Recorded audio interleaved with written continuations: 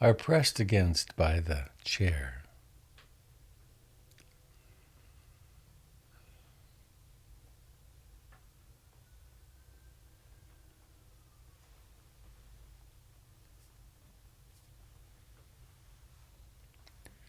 Notice the breathing in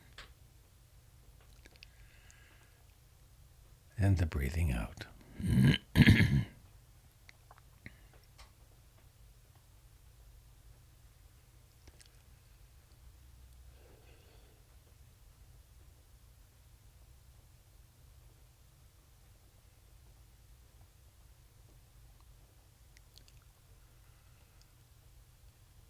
And let us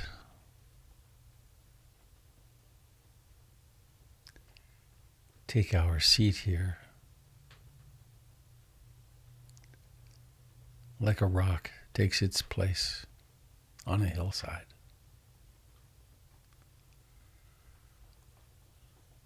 Like a giant sequoia takes its place in the Sierras. I am rooted here.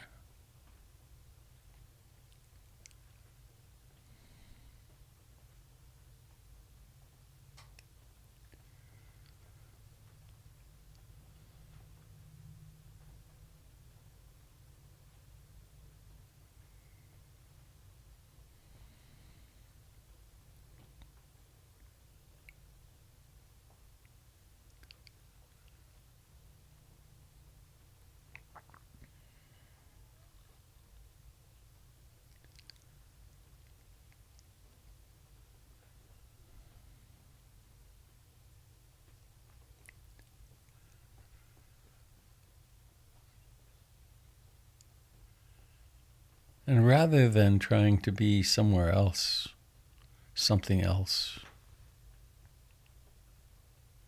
to have attained something,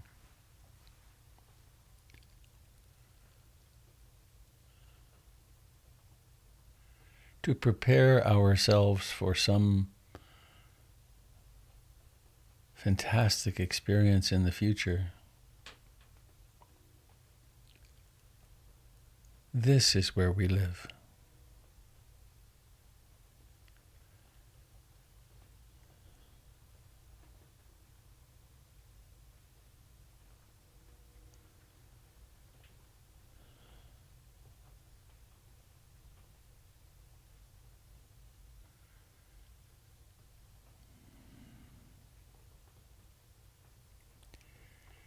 And so we notice the very beginning of each breath.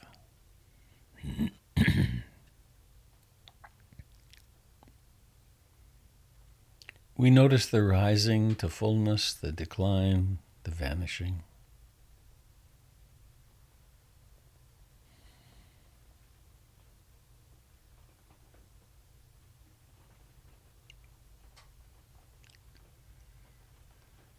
Sometimes there will be sound, including the sound of this voice. And they come out of nowhere. They don't exist, and then they do, and then they don't.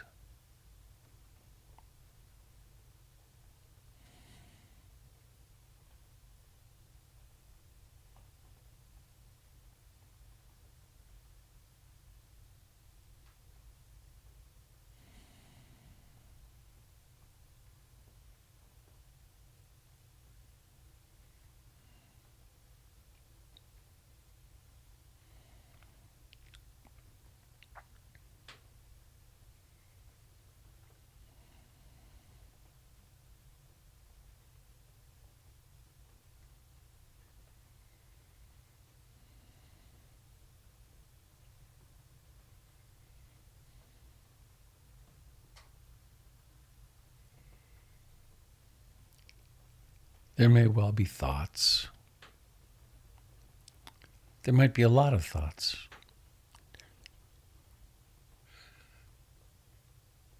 There could be storms of the 5 hindrances. A mind that's full of wanting, desiring, lusting after something. Or it can be very subtle. Or aversion, similar. Subtle dislike, A self creates itself that dislikes something.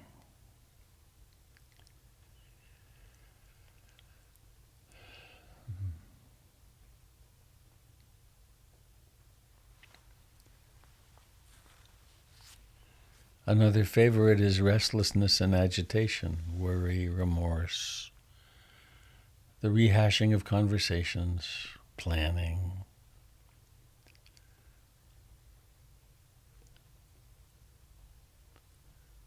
Sloth and torpor, dullness. And finally, doubt. Doubt. The competition of belief systems.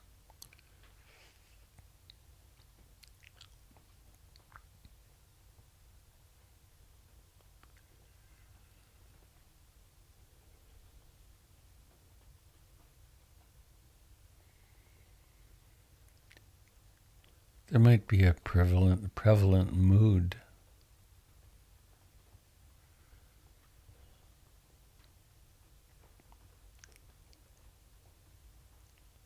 If we take any of these as a self, we're lost. We have become the old patterns repeating themselves. If, on the other hand, there is mindfulness and curiosity,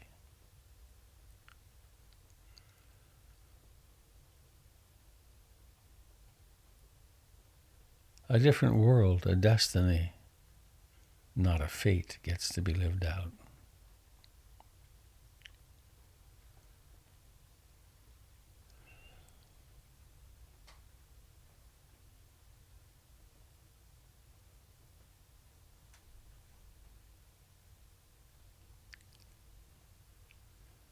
And so let us sit here.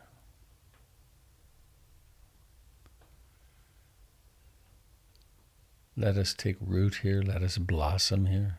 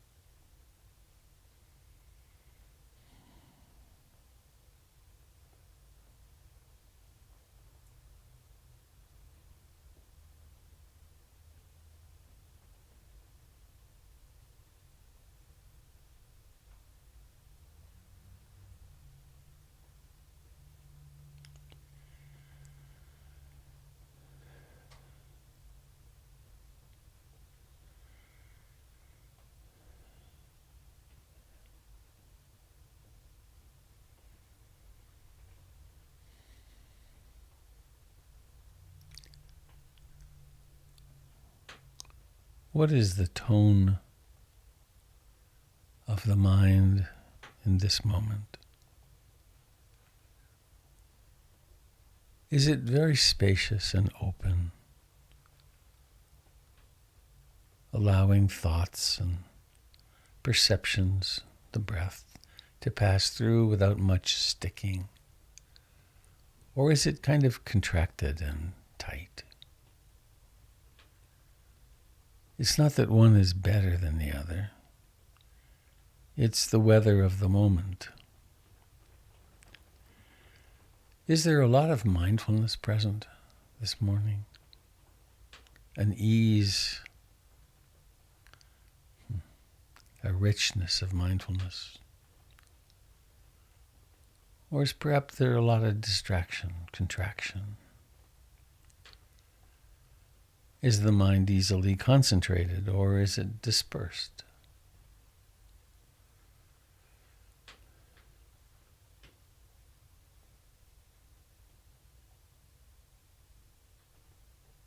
Is it a mind where there's a lot of faith, ease, or is there uncertainty, even anxiety.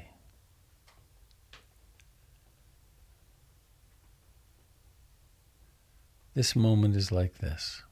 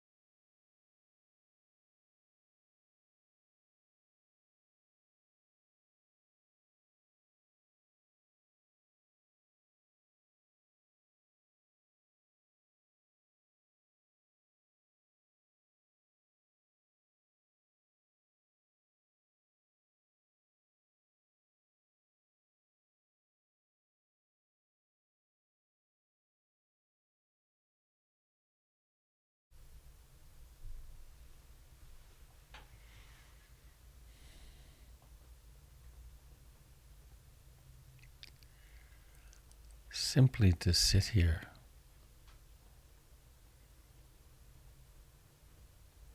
is life transforming.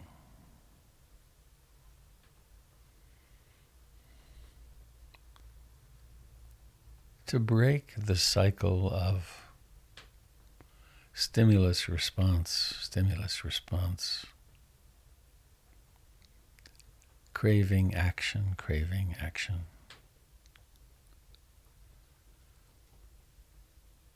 opens all the doors.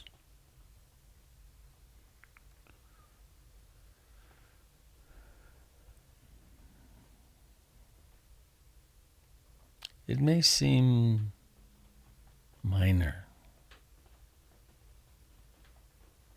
to notice the wandering mind, to come home to something benign like breathing in and breathing out.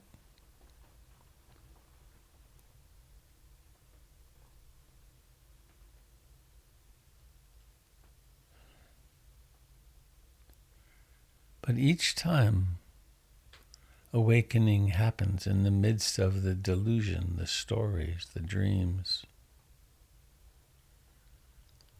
is a moment of freedom.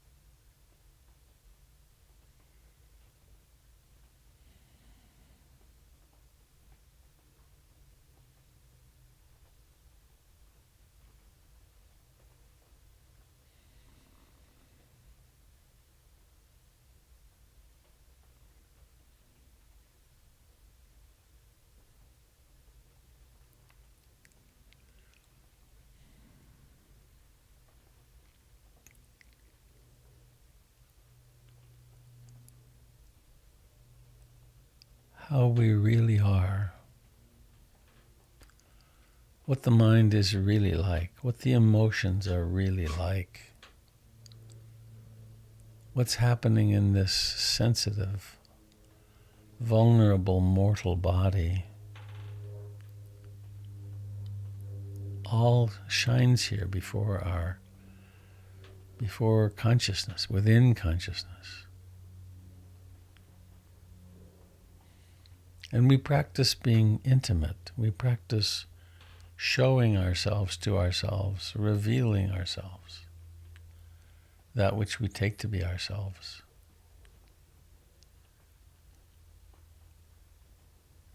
And so we can become very intimate with in-breathing and out-breathing.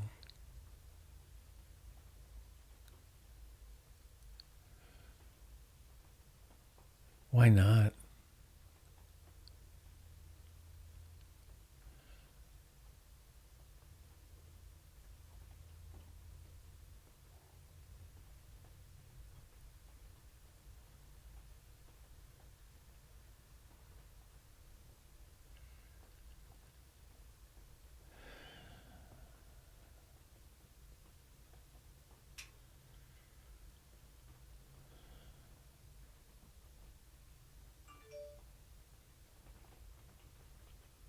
Sounds.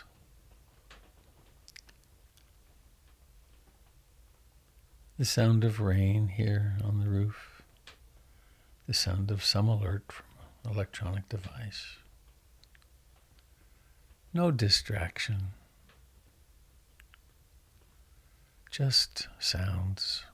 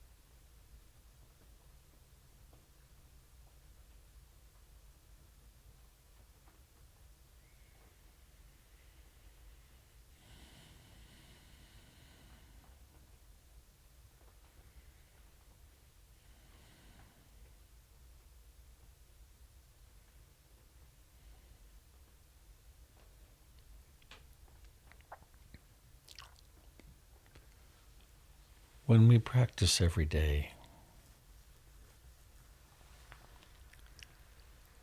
particularly at the same time,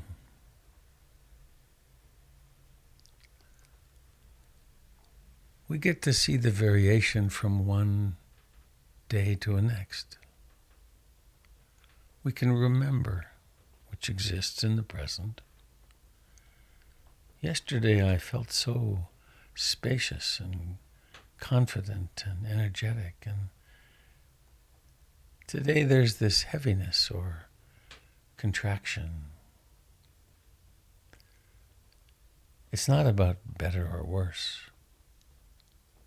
It is about liking and disliking. And it is fundamentally about equanimity. To be equanimous about, oh, this is the experience of this moment.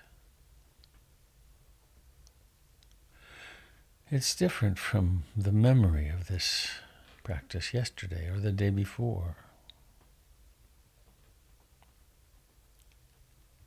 And this allows us to open more and more to what is, to all the variations.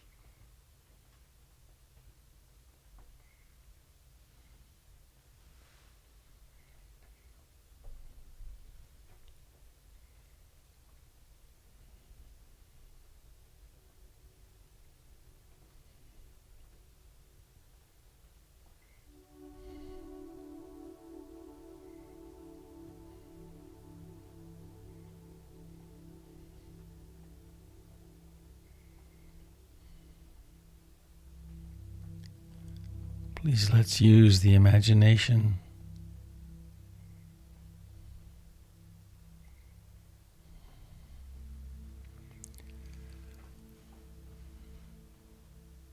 to recognize the reality of sitting here, the reality of thoughts, the reality of imagination.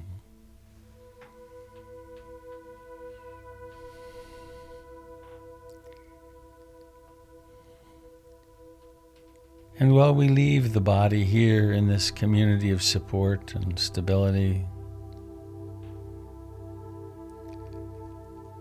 to imagine that you find yourself somewhere on the planet, somewhere in the world, inner or outer. Maybe somewhere that's a forest glen, a safe meadow, or maybe it's the ocean, soft wind blowing, bright sun, seagulls maybe. The endless roll of the waves coming in as they have for millions of years, and that's how they will continue long after we're gone. Or maybe it could be just some time in your life sitting in a rocking chair with a fire and rocking back and forth. Wherever it is, it's a place for you that is very safe. And such places of safety can be cultivated. And so there you sit, right here, right now, both here and there, and allowing the doors and windows, the sky of your imagination to open, and to take another further step, and to discover that somehow you've left your backpack behind and you know it's safe. You've left all the things you carry back behind. You've left the past and the future. There's just, here I am, standing, walking. And you discover yourself to be walking down a country road. There's no one around. It's a gravel road. There's trees of some kind or another on both sides. And you feel fine in your body as you walk along. There might be birds. There's no people.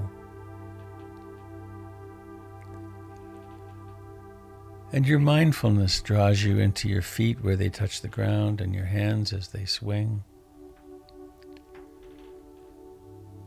And the beauty around you of nature. Maybe there's a split rail fence. Or maybe it's wide open to the woods on all sides.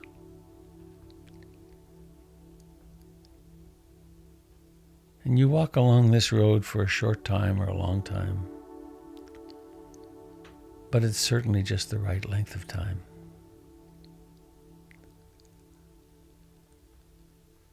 And you see something coming up on one side or the other. The fence has been unbroken since some ways back. And you discover that there's a gate. It's a beautiful gate, handcrafted. Someone obviously spent time with it. And as you approach it, you discover that there's a small sign. And you get closer and you discover that the small sign has your name on it. It says, "The Garden of the Heart of your name." And you look over into the field beyond, and it's not forest. It's oceans of flowers. And as you look, you can see your favorite flowers. There are roses and gladiolas and every kind of flower you've ever seen in extraordinary profusion. There are daffodils. There are forget-me-nots. There are iris. And you discover that there's a sort of ornate latch, a wooden ornate latch on the door, on the gate, and you discover you can open it. And you take yourself inside. And on one side of the gate, something you hadn't seen before, there's a rather broad shelf. And a collection of picking baskets. Broad, spacious, open baskets. And maybe you see your favorite shears there. And you see that the invitation is wide open. So you pick up a basket and the shears, and then you pause and you realize what this is. This is the garden of your heart. This is the blossoming of all the good thoughts, loving deeds, loving intentions of your entire lifetime. So many times you've done something generous or kind and didn't think it was having much effect. But here in the garden of your heart, it was taking root and blossoming and becoming ever more vast.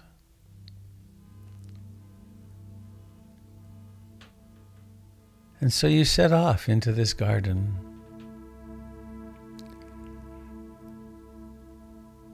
And you realize that there are so many flowers here. You can harvest as many as you want. They're growing in such profusion. It's like one of those English country gardens where everything's a little wild, but somehow the very ecology of the circumstance is beautiful.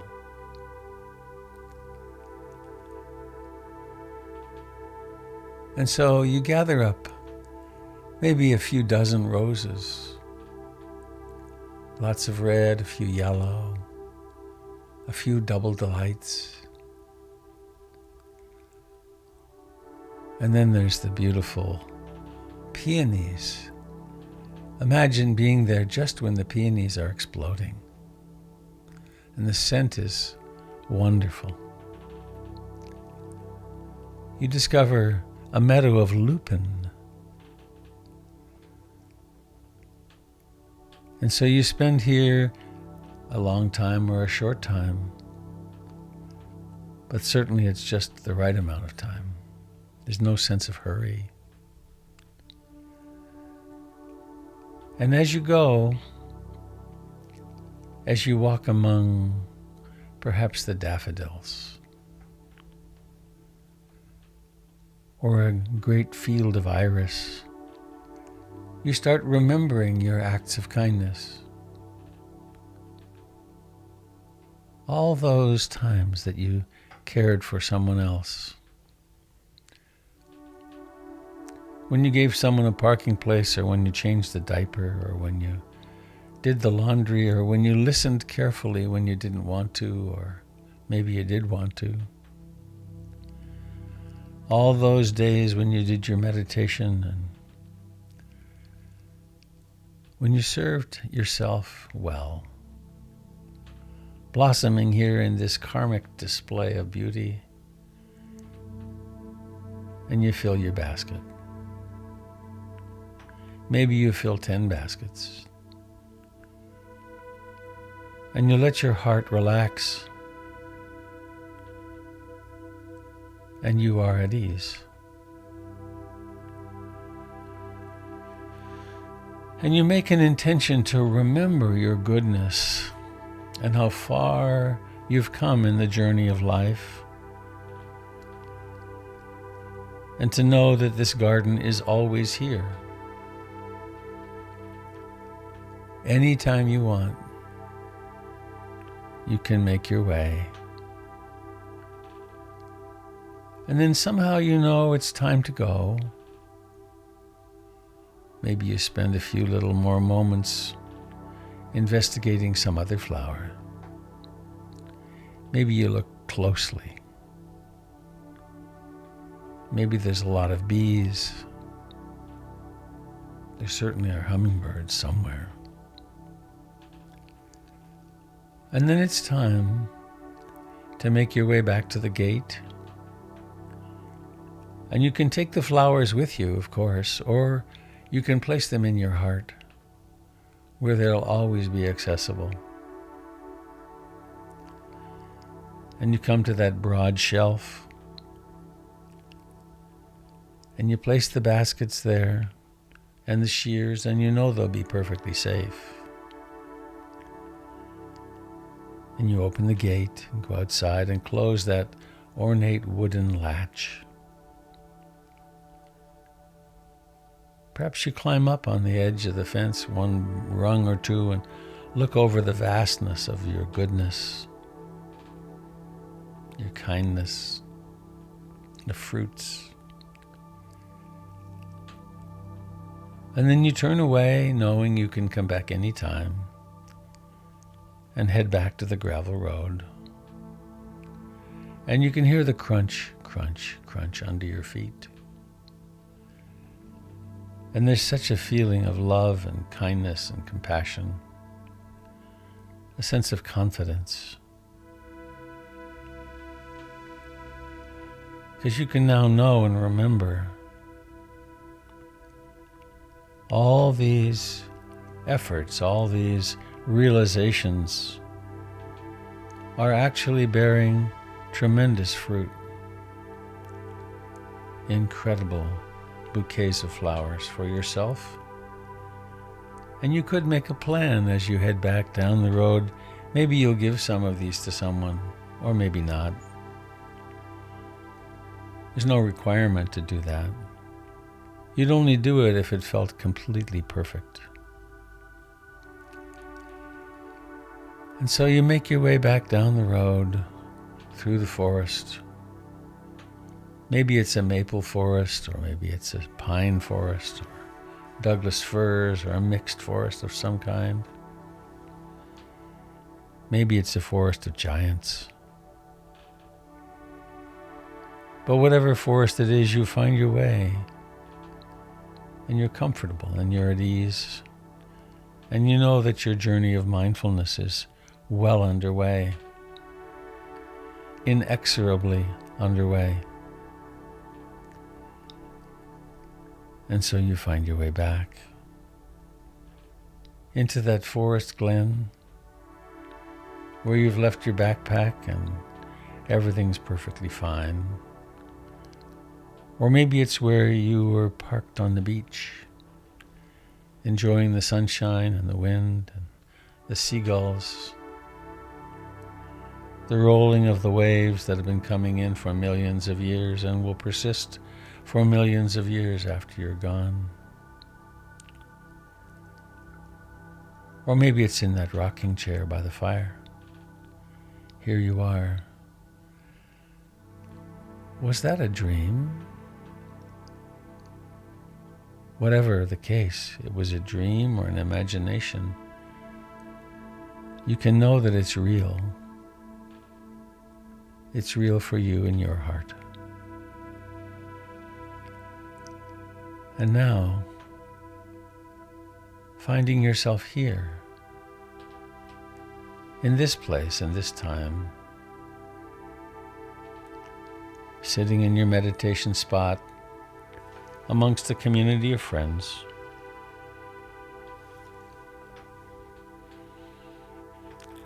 really embracing the fact of breathing in and breathing out, sitting, noticing the contact of the body with the chair, the life in your hands.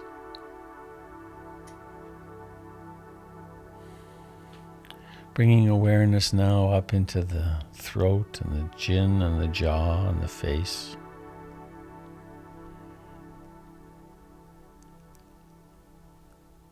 And then into the eyes. These amazing organs. Notice the aliveness in the eyes.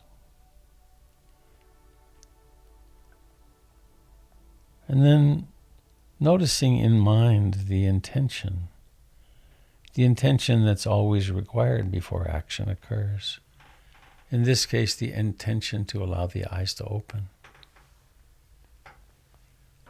And then making the effort to operationalize this and, in fact, notice what happens as the eyes open and seeing begins.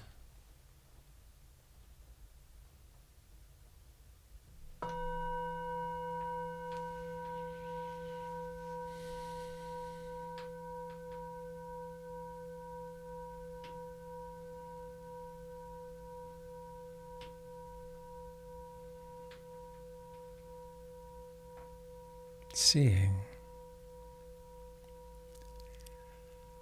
And we have the great pleasure of seeing each other. Thanks to Zoom, thanks to everyone that makes that happen.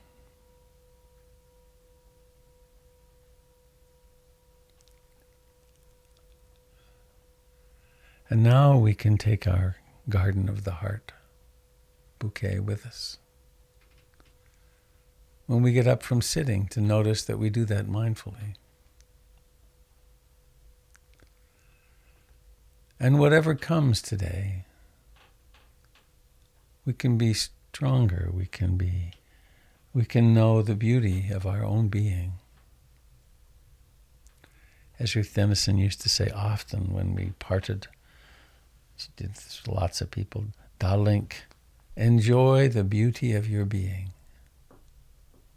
That's us.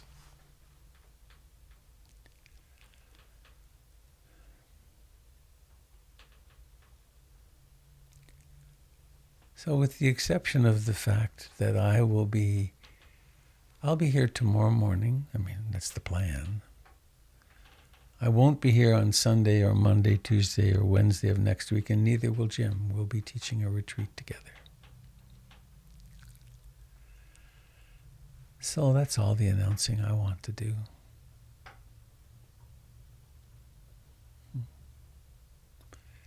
Anything you would like to share, please.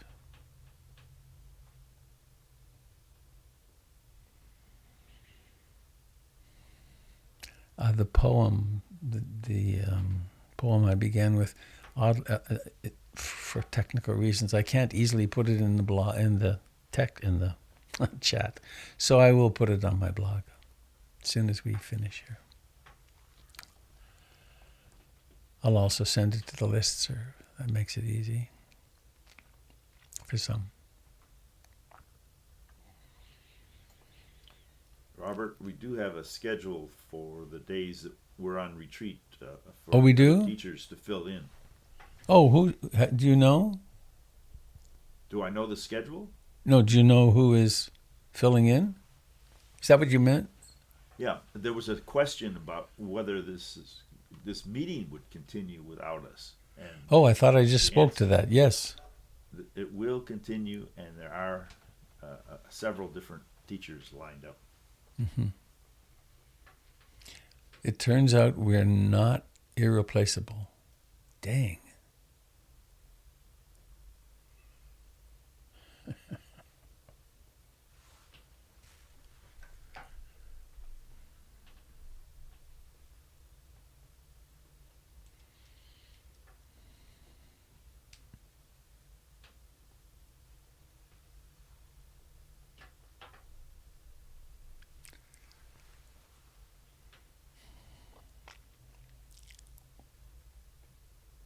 See, I got another new shirt.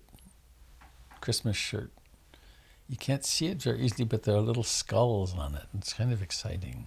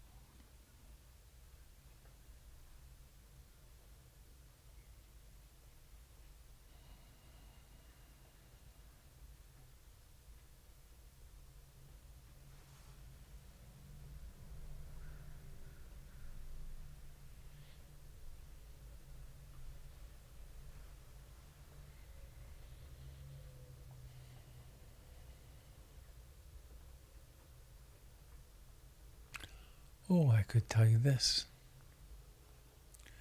Tomorrow morning, sometime between 9 and noon, I'll find out today what time actually, I am meeting Elizabeth Anderson, who is Ron Nato's widow, at the center in the living room. And the company that has created the plaque honoring Ron and Ann Nato Campbell, who together gave us the $500,000 that allowed us to do this huge job.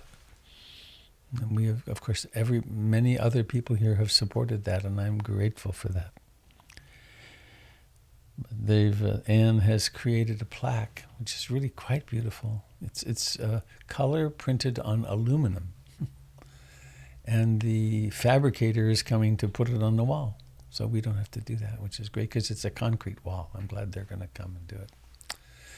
And the design includes some spotlights on the ceiling that will shine on it, and it's got a nice dimmer switch so we can get it just the right amount of light. But that will be coming in and going up tomorrow. And sometime, who knows when we're going to actually get to open. But we'll have a ceremony with the Nato family and probably the Nato family and the board and just a few people. And then, of course, there will be the grand opening with the mariachi band and all that stuff.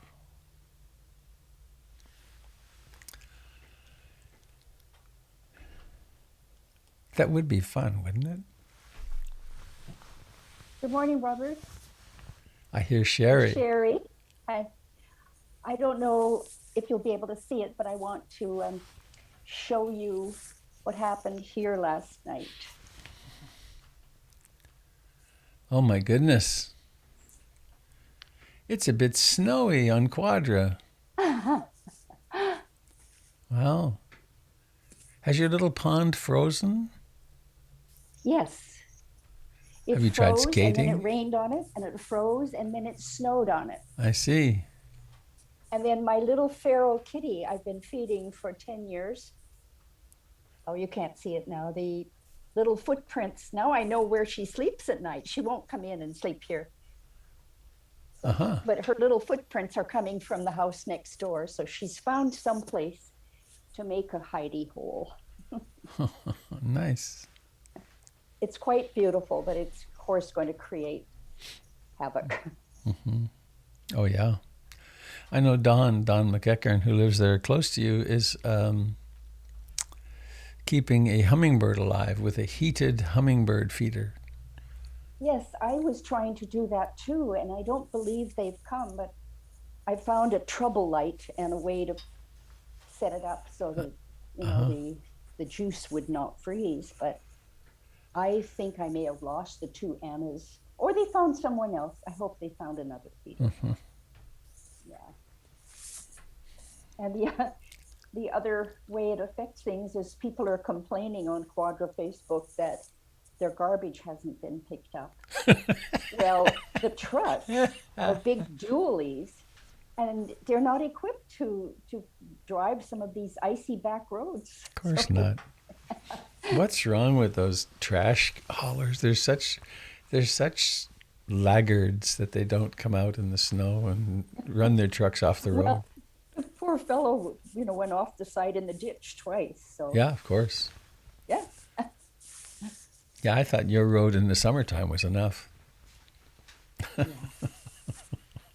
Well, it's been so icy and I haven't been out since before Christmas to get mail or get groceries. So my son came in his truck yesterday and took me in to get set up because I'm planning and cooking my meals for the retreat. Oh, good. That's nice. So, yes. Yesterday I was chopping vegetables very mindfully. Great. Thanks, Sherry.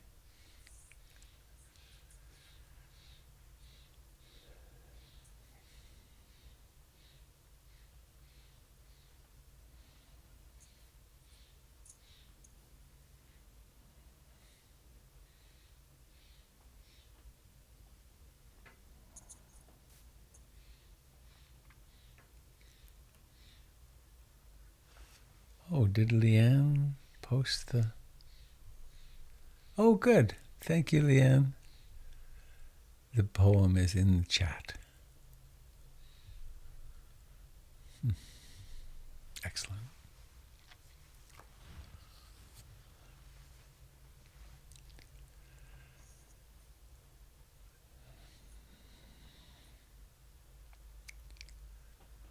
Well, dear friends, if we end now, I can see Jennifer for a few moments before she heads off for work. So I think I'd like to do that. Let's sing our way home. May all beings receive all blessings. Bhavatu sabe mangalam. Bhavatu sabe mangalam. Bhavatu sabe mangalam. Sadhu, sadhu, sadhu.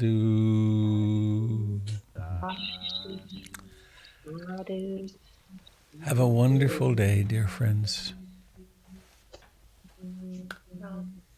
See you soon. See you tomorrow. Bye-bye.